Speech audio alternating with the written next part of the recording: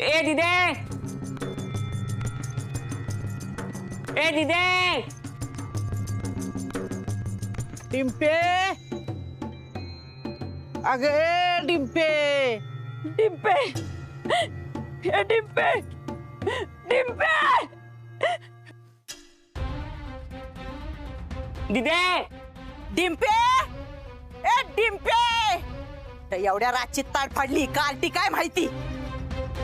डिंपे, अगं वो देखी. ए डिंपे, अगं कुठं गेलीस? अगं ये की ग लवकर बाहेर. ती मधू मॅडम, तिची सासू कोर्टात जी काय बोलल्या, मला वाटतं त्यात नक्की काहीतरी तथ्य असणार. ओ आप्पा, अहो कुठं ते येड्या बाईच्या नादाला लागतंय?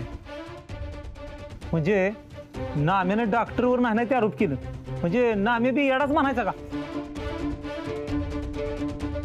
ए हनुमा, अहो डॉक्टरांना काय आपण आज ओळखतोय का? ते असलं वाईट काय पण करायचं नाही बघ. अरे मला एक कळत नाही, आज डॉक्टरांनी कोर्टात डिंपलचं नाव घेतलं होतं. मला तर वाटतंय ह्या डॉक्टरच्या कारस्थानात ही डिंपल सुद्धा सामील असणार. काय सांगता येत नाही, तसं पण तिला पैसा कमवायला लई नाद आहे. दिदे, आप्पा, माझ्या दिदीला बघितलं का तुम्ही? अहो माझी ती घरात कुठे बी नाही. नाही रे, आता तर कुठे दिसली नाही. कार काय दिदे, टोन्या, ए टोन्या, अरे सकाळी डॉक्टरनं डिंपलवर जमिनीच्या घोटाळ्याचा आरोप केला आणि आता घर सोडून बी गेली. म्हणजे नक्कीच ह्या प्रकरणात डिंपलचा हात असणार आहे. नाही नाही, डिंपल असं करू शकणार नाही. नक्कीच डॉक्टरने तिला अडकवलं असणार आहे. अरे कशाला आपण डोके फोडून घेतो एकमेकांची? त्यापेक्षा एक काम करू, वाड्यात जाऊ आणि तिच्याच आई बापाला विचारू की नक्की भानगड काय येते. चला चला चला चला, उठा चला. बरोबर आहे.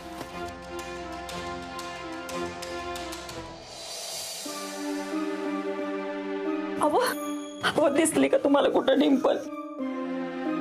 अगं ती काय हिथं घावणार आहे का? तवा आपण नुसती लपाछपी खेळतोय. लांब बघा जाऊन तिकडे इष्टी स्टँड नाही तर हायवेला इष्टीत बसली असेल ती. दिसली का? आम्ही तर आजूबाजूला कुठंच नाही ती. मंगल आका म्हणते ना ते मला पडते.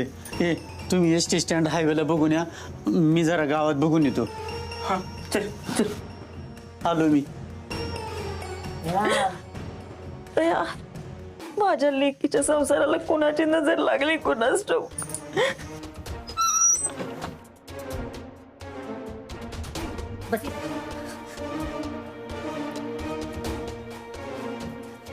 साहेब, तुम्ही लेडीजला असं रातचं अटक नाही करू शकत. कायद्यानं चुकीचं वागताय तुम्ही. आता तू मला कायदा शिकवणार? काय वकील झालीस का तू? नवऱ्याची वकिली करते का? रात्र बाई आहेस, दोन जीवाची आहेस म्हणून गप्प बसतोय. त्यात आमच्या कॉन्स्टेबलनी तुला चांगला कायदा दाखवला असता. उद्या अटक केल्याची नोंद करून हिला कोर्टात हजर करा. साहेब असं नका ना करू. अहो मी काय गुन्हा केलाय ते तरी सांगा ना. तुम्ही असं मला डायरेक्ट नाही अटक करू शकत. मी खरं सांगते, मी काहीच नाही केलेलं. उद्या कोर्टात कळेल तू काय केलंस आणि काय नाही केलंस तर. साहेब मी खरं सांगते, माझ्या घरातल्यांना कळलं ना तर त्यांना लय वाईट वाटलं. माझ्या मम्मीला काय वाटेल याचा तरी विचार करा. माझ्या पोटातल्या बाळाचा तरी विचार करा साहेब. या खोलीच्या बाहेर नाही गेली पाहिजे. शहाणपणा केला, पळून जायचा प्रयत्न केला,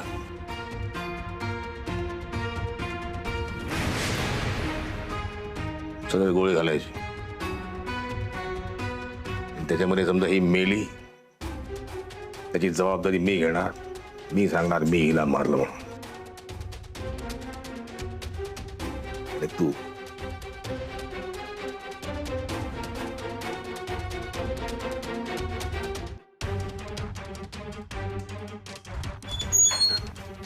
मॅडम. ए चल बस इथं. ऐकलं नाहीस आता? एक जरी पाऊल चुकीचं टाकलंस ना तर कर्माने मरशील.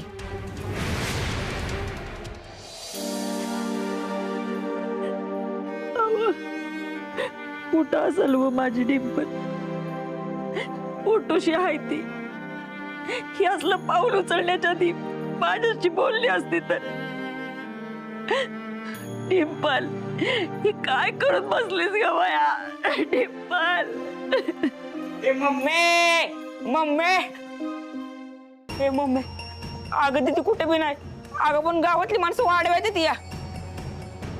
बाबू दादा, मंगलबाई मंगलताई, बाबू दादा काय इथं उभे राहिले? डिंपल कुठे आहे? कुठे ती डिंपल? बाबू दादा, आम्ही जे ऐकलंय ते खरं आहे का की डिंपल वाड्यातनं पळून गेली म्हणून? होय, माझा तर डाऊट वाढतच चाललाय. वाड्यातच चेक करा तिला. होय होय. ए, तुमचं मुडदं बसवलं तुमचं. हा, निघा बघू इथनं चालतं व्हा. तुम्ही वाड्यात एक पाऊल तरी टाका बघा. तुमच्या काय वाडा बापाचा आहे वैर? अरे मी तर डिंपलची बाजू घेत होतो आणि तुम्ही म्हणताय तसं का नाही, मला आता खात्रीच पटली. त्या समध्या भानगडीत का नाही, ही डिंपलच आहे 100%. गावातल्या माणसाला फसवलंय तिनं सगळे केलंय. खोटे आरोप करते ते डॉक्टरवर. भाऊजी, काय बोलताय तुम्ही? ती डॉक्टरांची बायको आहे ना, ती असं कसं पाय करल? पैशासाठी. अहो, भाल्या भाल्यांची पैसे बघून नियत फिरती म्हणून तर पळून गेली ती. अरे पण ती भेटली तर पाहिजे ना, त्याशिवाय खरं खोटं कसं कळायचं आपल्याला? त्यासाठी तिला फोडाकलीच पाहिजे. अरे तुम्हाला भरली रागात पिती, तुम्हाला लवकर तुमच्या कणगीला पडली भोक. माझ्या नातीवर आरोप करताय वैर. अरे मी बोंबलून सांगत होती की तो बाय भुलवे ना एक नंबरचा लाबाड आहे, पण तेव्हा कुणी माझ्यावर विश्वास नाही ठेवला आणि आता माझ्या नातीच्या मागं लागलाय वय. अरे तुमची हिंमत कशी झाली तिच्यावर आरोप करताना? तुम्ही आहे ना आता तिच्याबद्दल एक शब्द जरी बोलला ना तर एकेकाची जीवच हसळीन मी. ओ सुरुवातजी, तुम्ही आम्हाला दम नाही देऊ शकत? अहो, ह्यो गावच्या इज्जतीचा प्रश्न आहे आणि खरं खोटं कळलं पाहिजे ना. मला माहिती आहे तुम्हाला किती काळजी आहे इज्जतीची ती. अरे तुम्ही कमरेचं सोडून डोक्याला गुंडाळलं अशी गत आहे तुमची. अरे त्या बाय भुलव्याला इथून हाकलायचं सोडून त्याला डोक्यावर घेऊन नाचत होता आणि आता माझ्या नातीच्या मागे लागलाय वे खरं खोटं करायला. निघा, नाहीतर आहे ना एकेकाचं मडच बसवीन. टोन्या, जरा काठी दे रे माझ्या इकडं, बघतेस त्यांच्याकडं. ए म्हातारे, हे बघ, तुझ्या वयाचा विचार करतोय म्हणून आम्ही जातोय. हातच्या काकणाला आरसा कशाला पाहिजे? खरं काय खोटं काय कळलंच की थोड्या दिवसात. ए चला रे. मला तर आता खरंच वाटायला लागले तुम्ही जी सगळी मानताय ना तसंच झालं असेल. त्या डिंपलनं डॉक्टरांना फसवलं असेल, नाहीतर ती वाडा सोडून गेलीच नसती.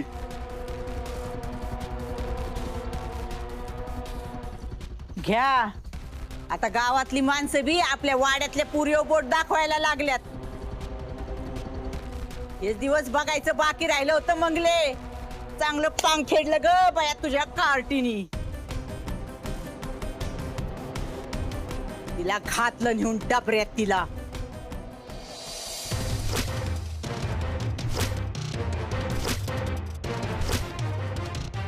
जर घडा घडा बोलत नाही तोपर्यंत मारत राहा. बघू कसा बोलत नाही ना.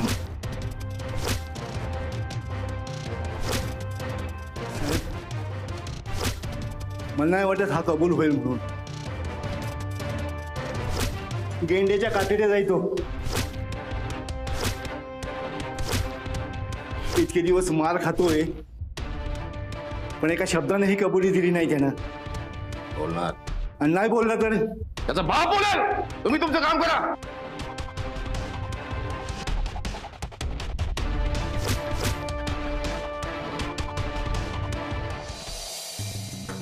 मॅडम, मी खरंच काहीच नाही केलं. मला काय या सगळ्या प्रकरणामध्ये ओढताय? मला माझ्या बाळाला जेलमध्ये नाही जन्माला घालायचं. तुम्ही एक बाय आहे ना, तुम्हाला पण मुलं बाळ असतील ना, मग आई या नात्याने विचार करा आणि मला जाऊ द्या इथनं. गुन्हे करताना नाही आठवण झाली का पोटातल्या बाळाची? नाही मॅडम, मी खरंच काहीच केलेलं नाहीये. जे काय केलं ते डॉक्टरांनी केलंय. हो, मी कसं सांगू म्हणजे तुम्हाला माझ्यावर विश्वास बसेल? हे बघ, मला काही सांगायची गरज नाहीये. जे काय सांगायचंय ना ते जामकर सरांना आणि कोर्टात सांग. इथं माझं डोकं खाऊ नको. तुम्हाला कळत कसं नाहीये, मला गुन्हेगार बनून कोर्टात नाही जायचं. आरोपीच्या कडघरात माझ्या घरातल्यांनी मला बघितल्यावर त्यांच्या पायाखालची जमीन सरकत. ते धक्का सहन नाही करू शकणार.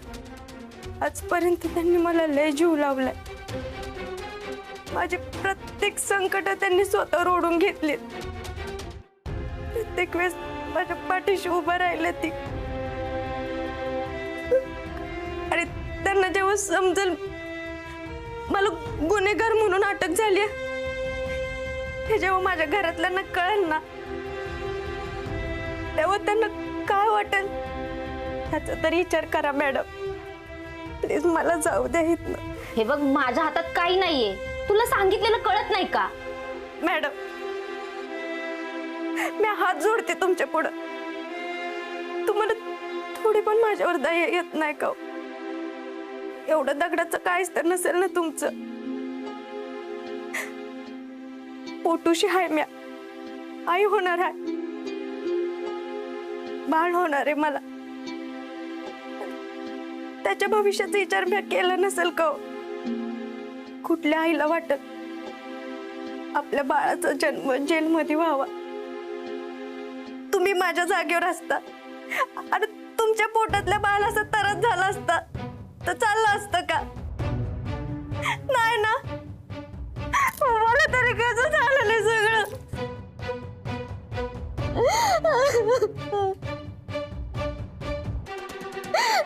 तुमच्या नवऱ्यानं गुन्हा केला असतं, त्याचा त्रास तुम्ही आणि तुमच्या पोटातल्या बाळाला झाला असता तर तुम्ही सहन केला असता.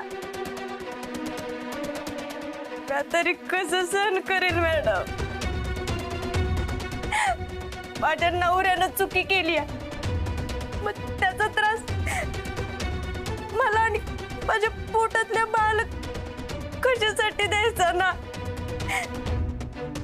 माझ्या बाळानं काय चूक केली आहे मॅडम? यात त्याची काय चूक आहे? त्याला मला सुखानं जगायचा पण अधिकार नाही का? आई म्हणून तुम्ही विचार करा. मला माझ्या बाळाला चांगले संस्कार द्यायचे आहे. त्याला जेलमध्ये नाही जन्माला घालायचं मॅडम. त्याला जेलमध्ये नाही जन्माला घालायचं. त्याला चांगले संस्कार द्यायचे आहे मला. नाही घालायचं जेलमध्ये जन्माला. थांब, नाही तर गोळ्या घालेन.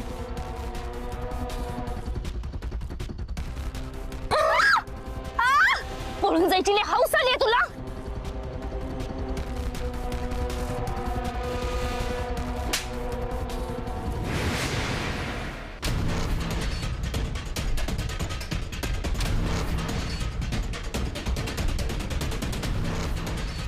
मला माझ्या बाळाला जेलमध्ये जन्माला नाही घालायचं.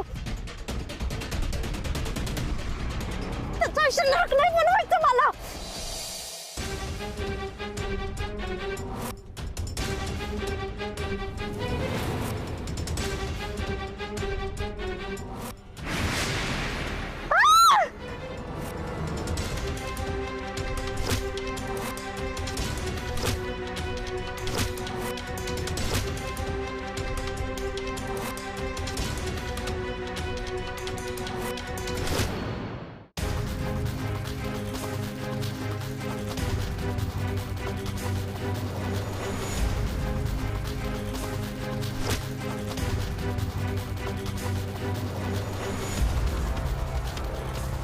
गमलो आम्ही आता तुम्हीच काय ते बघा. मिरच्यांची तुरी मागवा जरा. एक गोणी मागवा. त्यात उंदीर थोडा बघू कसा बोलत नाही.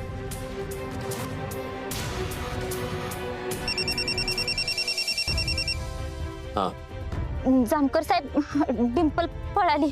अशी कशी पळाली? मला मारण्याचा प्रयत्न केला आणि पळाली. तुम्ही चालू ठेवा, मी आलो.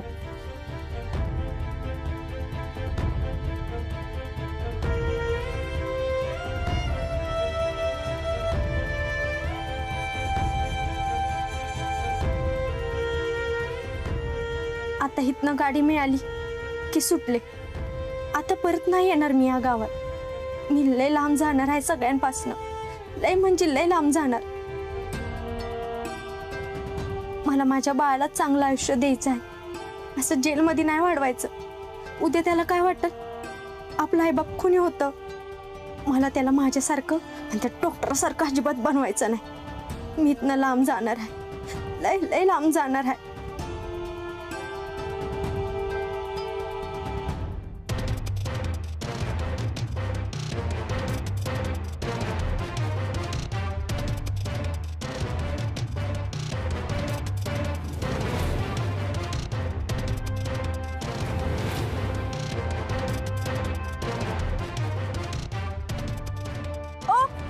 मला मुंबईला सोडता का?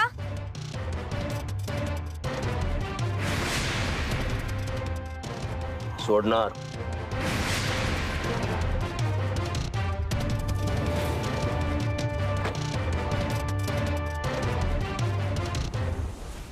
साहेब जाऊ द्या ना मला. मी आई होणार आहे हो. लाज वाटत नाही स्वतःला आई म्हणून घ्यायला? जिला आता मारून पळालीस ती आई नव्हती. त्या डॉक्टर सोबत ज्यांना लुबाडलं मारून टाकलं त्या आया नव्हत्या. त्यांना घरदार नव्हतं, संसार नव्हता, त्यांना त्याची स्वप्न नव्हती. आई पण काय असतं एकदा तुझ्या आईला विचार. Dimple Kapadia, everything is not so simple.